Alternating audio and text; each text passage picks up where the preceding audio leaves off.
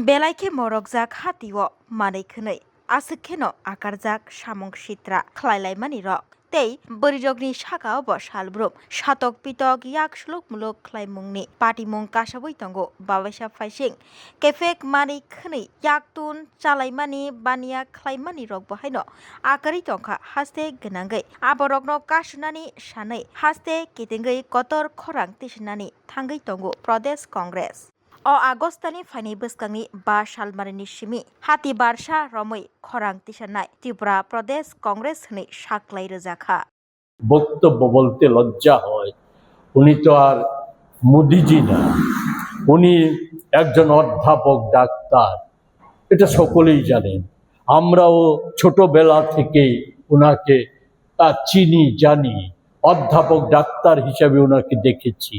যে উনি এই সমস্ত হঠাৎ এই কিছু যে মন্তব্য করেন, যেমন গতকালই সম্ভবত খোয়াই গিয়েছিলেন।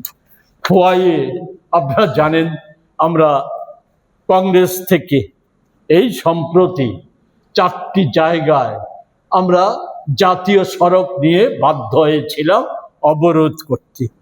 আমাদেরকে বেশি সময় চালাতে দেয়নি, আমরাও চালাতে চাইনি, কারণ আমাদের ঐতিহ্যপূর্ণ খার্চি উৎসব ছিল। কিন্তু মুখ্যমন্ত্রী উনি বলেছেন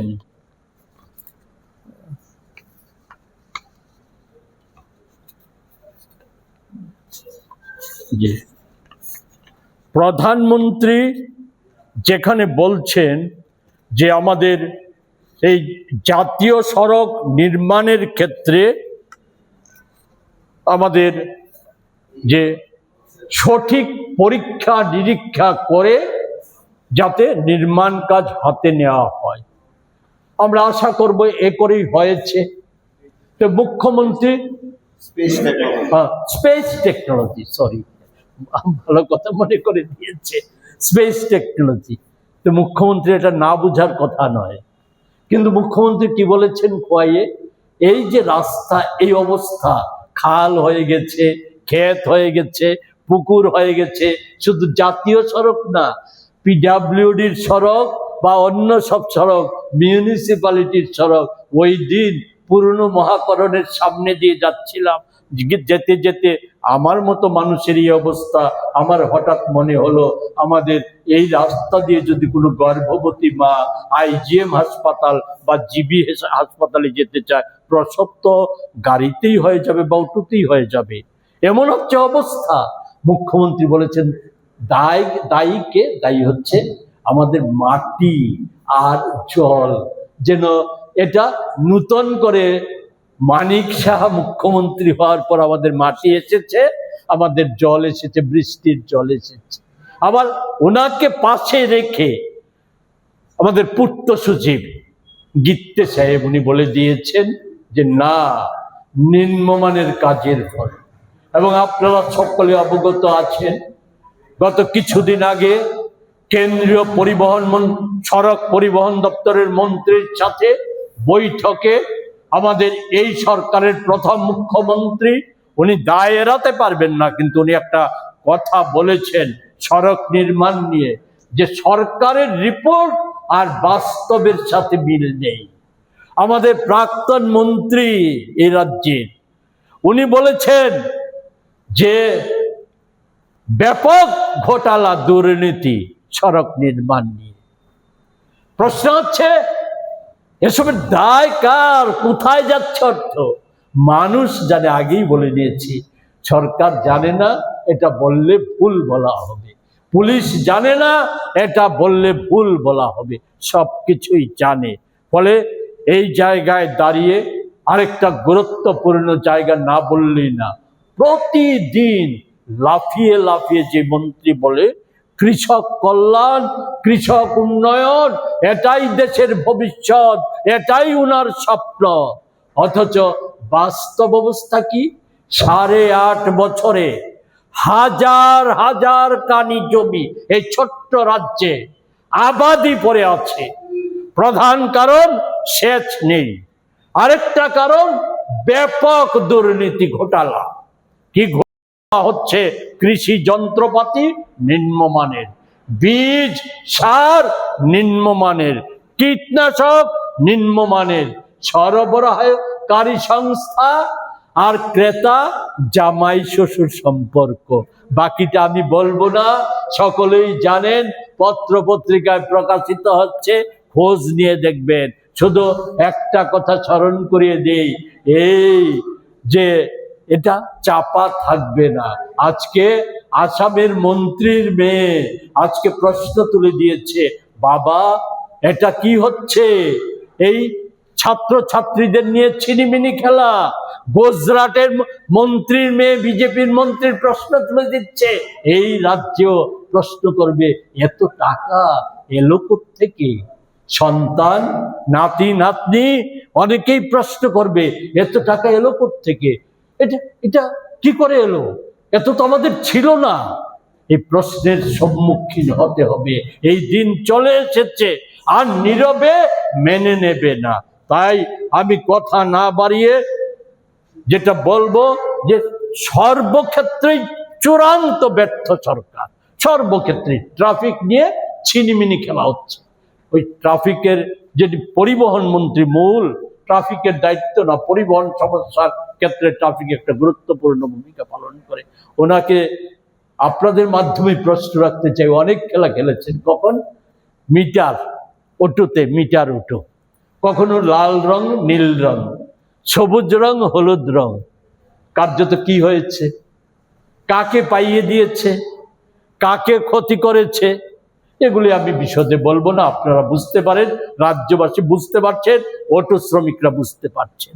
আর এই যে সিন্ডিকেটের নামে, সংঘের সিন্ডিকেট, এটা সিন্ডিকেট নয়, সংঘের সিন্ডিকেটের নামে দাদাগিরি, লাইসেন্সটা কে দিয়েছে স্মরণ করুন তো। ওই যখন কোন অটো জিরানিয়া থেকে, রানীর বাজার থেকে কোথায় এসে থামবে, আর কিভাবে কার অনুমোদন পেলে পরে বা কাদের অনুমোদন পেলে পরে আগরতলায় আসতে পারবে বা হাসপাতালে যেতে পারবে, এটা কে ঠিক করে দিয়েছে? আজকে ওইটা ওই এয়ারপোর্ট থেকে যাত্রীকে নামিয়ে দিচ্ছে, এটা একটা বিচ্ছিন্ন ঘটনা। এমন সকলে না, অটো শ্রমিক কেউ আমাকে ভুল বুঝবেন না, সকল অটো শ্রমিক না, টমটম শ্রমিক না, ইলেকট্রিক অটো শ্রমিক না, এরা তো জীবিকা নির্বাহ করার জন্য আজকে কঠিন লড়াই করছে। কিন্তু এটা ঘটনা, একটা অংশ যারা অবৈধ উপায়ে অর্থ উপার্জন করছে, যদি সেই জায়গা ওবেরের অটোতে কোনো যাত্রী উঠে নামিয়ে দিচ্ছে, এই সমস্ত নিত্য নৈমিত্তিক ঘটনা। যাই হোক, আর না বাড়িয়ে আমি যেটা বলবো সেটা হচ্ছে এই, যে এই সরকারের জবাব দিয়েছে, আমরা এই সরকারের কাছে, যে প্রতিদিন খবরের কাগজে বেরোচ্ছে যে বরাদ্দকৃত অর্থ যদি খরচ হয়, কোথায় খরচ হচ্ছে তার হদিশ নেই, হিসাব নেই। অর্থ প্রদানকারী সংস্থার কাছে হিসাব রক্ষক সারা দেশে ক্যাগ যারা হিসাব রক্ষণের দায়িত্বে, তাদের কাছে হিসাব নেই, হিসাব দাখিল হচ্ছে না। এই রেগা থেকে শুরু করে সমস্ত ক্ষেত্রে। আরো এবার চমৎকার সব খবর বেরিয়েছে বিশেষ ক্ষেত্রে খরচে। বিশেষ ক্ষেত্রে খরচে আগে বরাদ্দ ছিল 200 কোটি টাকা, এবার বরাদ্দ হয়েছে 750 কোটি টাকার বেশি। এসব যেই সমস্ত খাতে বরাদ্দ বেশি হচ্ছে, এগুলির সাথে মানুষের সরাসরি কি সম্পর্ক, এগুলি আমি বলতে পারবো না, আপনারা বলতে পারবেন। শেষ প্রশ্নটা হচ্ছে, ডিজিটাল বোর্ড লাগানোতে কোটি কোটি টাকা খরচ হয়েছে, এগুলি পরিচালনা করতে ব্যয় হচ্ছে, কার উপকারে লাগছে, কেন করা হচ্ছে? ফলে এই সমস্ত কিছুর জবাব চেয়ে কি এডিসিতে সার্বিক দুর্নীতির, রাজ্য সরকারের সার্বিক দুর্নীতি, এবং এই যে বরাদ্দকৃত অর্থ কিভাবে কোথায় কি খরচ হয়েছে, সময় হয়ে গেছে, আর মেয়াদ আছে মাত্র আপনাদের 1.5 বছর। এডিসি নতুন এসেছে, নিজেরাই প্রশ্ন তুলছে চাকরি নিয়ে, আমি আর বলবো না, এডিসি মামলা চলছে, সে বিষয়ে বলবো না। কিন্তু সবকিছু একটা শ্বেতপত্র আমরা বারবার দাবি করে এসেছি, আবারও দাবি করছি শ্বেতপত্র প্রকাশ করার। এই দাবিতে আগামী 5 তারিখ থেকে সপ্তাহব্যাপী গোটা রাজ্যে আমরা ধর্ণা, অবস্থান আমরা সংগঠিত করব 3 ঘন্টা। জেলা সদরগুলিতে দিয়ে শুরু করব, ধারাবাহিকভাবে মহকুমা সদর, জনবহুল জায়গায় আমাদের আরো যে সমস্ত এই সময়ে সবচাইতে আজকেও তো তরতাজা খবর, সময় যাবে এই কারণে বলছি না, যে দ্রব্যমূল্য বৃদ্ধি একটা ভয়ঙ্কর পীড়া দিচ্ছে আমাদেরকে সকলকে, আপনাদের সহ সকলকে পীড়া দিচ্ছে। কোন জায়গায় নিয়ে যাচ্ছে, সেই সমস্ত খাদ্য সংকট দেখা দিচ্ছে, রেগার কাজ নেই, টুয়েপের কাজ নেই, এই সমস্ত বিষয় নিয়ে আমাদের যে ধর্ণা কর্মসূচি এটা শুরু হবে সদরে। আমরা জায়গাটা পরবর্তী সময় সদর জেলা কমিটি আপনাদেরকে জানিয়ে দেবে। বিকেল 3টা থেকে 3 ঘন্টার গণধর্ণা হবে। যদি সরকার শ্বেতপত্র প্রকাশ না করে আমরা বাধ্য হব সরকারের বিরুদ্ধে, এডিসির বিরুদ্ধে চার্জশিট আনতে। এই চার্জশিট আমরা জনদরবারে নিয়ে যাব, সরকারকে জবাবদিহি করব, সরকারকে বাধ্য করব এই চার্জশিটের জবাব দিতে, একটি করে জবাব দিতে। আর সরকার যদি ভাবেন যে আমরা এখানে এর মধ্য দিয়ে সাংবাদিক সম্মেলন বা অবস্থানের মধ্য দিয়ে আমরা নিজেদেরকে গুটিয়ে রাখবো, ভুল। যে ভয় মুক্ত পরিবেশ তৈরি হচ্ছে, আর এটাকে আমরা আর ভীত হতে দেব না, সন্ত্রস্ত হতে দেব না, ঘরে ঢুকতে দেব না। এটা আমরা চালিয়ে নিয়ে যাব পরিবর্তন পর্যন্ত, এটা আমরা চালিয়ে নিয়ে যাব। তার জন্য আমরা কংগ্রেস আমাদের সমস্ত শক্তি নিয়ে, সমস্ত শাখা সংগঠনগুলিকে নিয়ে আমরা সেই লড়াইকে আমরা শক্তিশালী করব। তার জন্যই আজকে আমাদের প্রধান প্রধান শাখা সংগঠনগুলিকে আমরা এখানে সমবেত করে এই কর্মসূচিটুকু তুলে ধরেছি।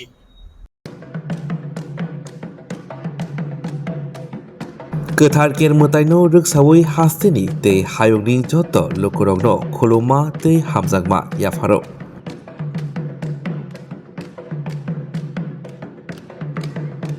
बिसिबुरुमनो गोथार केरमताइ हहम ददमखि रायदा खाजाक तंगमारगनो तैदुलै ख्लाइसखि तंगो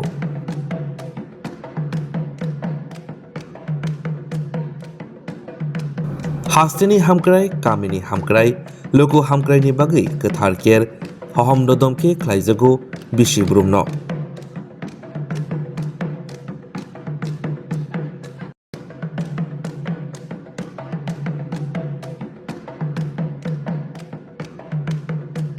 गोथार केरमताइनो रोगसावै जतनि नक नुखंगो तंथक तंथुन हामारि फाइथुन जत बखाक हामक्राय हास्तेनि ओंथुन जों टिटिएडिसि डिआइअ